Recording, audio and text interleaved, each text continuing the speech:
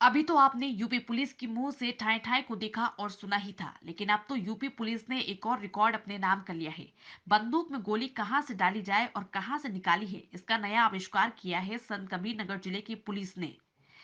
DIG Basti are के भारद्वाज संत कबीर नगर जिले के खलीलाबाद कोतवाली का वार्षिक निरीक्षण करने पहुंचे थे। डीआईजी साहब ने थाने का निरीक्षण करने के बाद जब दरोगा साहब लोगों का इम्तिहान लिया तो एक दरोगा ने बंदूक में गोली डालने का नया आविष्कार कर दिया। लेकिन दरोगा का आविष्कार देखकर डीआईजी साहब ने दरोगा को तुरंत ही रोक दिया और बंदूक की नली में डाली गई कारतूस को बाहर निकलवाया। दरोगा का नली के रास्ते गोली डालने का कारनामा देखते ही डीआईजी साहब अपनी हंसी नहीं रोक पाए। साथ ही डीआईजी साहब के साथ खड़े पुलिस अफसर भी हंसने लगे।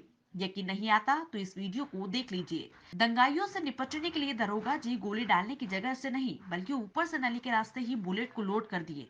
अरे जनाब, ऐसा करिश्मा तो यूपी में ही हो सकता है, वो भी डीआईजी साहब के सामने। दरोगा ने सोचा कि आज तो नया आविष्कार कर देते हैं और डीआईजी साहब के सामने नली के रास्ते बुलेट डालकर दरोगा ने अपना मजाक तो बनाया है, साथ ही यूपी पुलिस की ठाए ठाए के बाद नली के रास्ते गोली डालकर दरोगा ने कमाल ही कर दिया।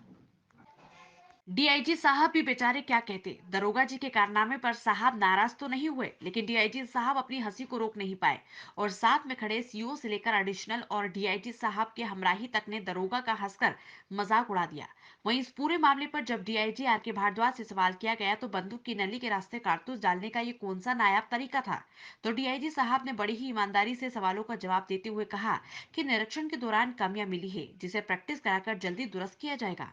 बस्ती यूपी से आर के भारद्वाज की रिपोर्ट। हम लोगों का एक वार्षिक निरीक्षण होता है जिसके अंदर में हम लोग पूर्व में लगभग 2 हफ्ते पहले हम लोग सूचना दे देते हैं, कभी कभी 1 महीना पहले, कि हम लोग उस थाने का और पुलिस ऑफिस का और डिफरेंट एरिया जो जनपदीय पुलिस है उसका निरीक्षण करेंगे। उसी के तहत हम लोग आज कुछ थानों का, पुलिस ऑफिस का निरीक्षण किया है। आज क्राइम मीटिंग भी ली है और उसके अंदर में कुछ कुछ करेक्टिव मेजर्स और जो जो खामियां मिली थी उनको बताया गया है।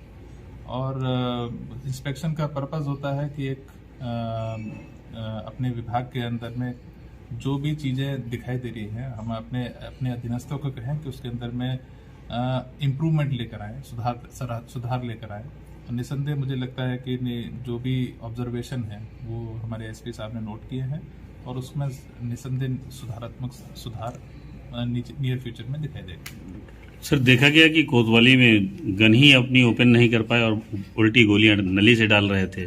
क्या ट्रेनिंग में क्या इनको सटीक तरीके से दी नहीं गई या फिर प्रशिक्षण नहीं कराया जाता है? देखिए, कोतवाली के अंदर में जो भी निरीक्षण के अंदर में खामियां मिली हैं वो खामियां कहीं ना कहीं ट्रेनिंग या रिहर्सल ना होने का ही नतीजा था।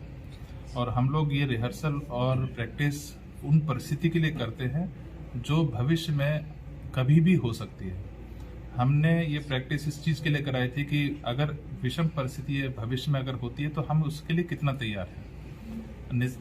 वहां पर कोई कमी अगर आई है, जैसा कि जो आप बता रहे हैं, जो कमी आई है, उसी चीज की कमी को अब हम लोग पूरा करेंगे with rehearsal, with proper training, जो कि पहले नहीं हुई थी।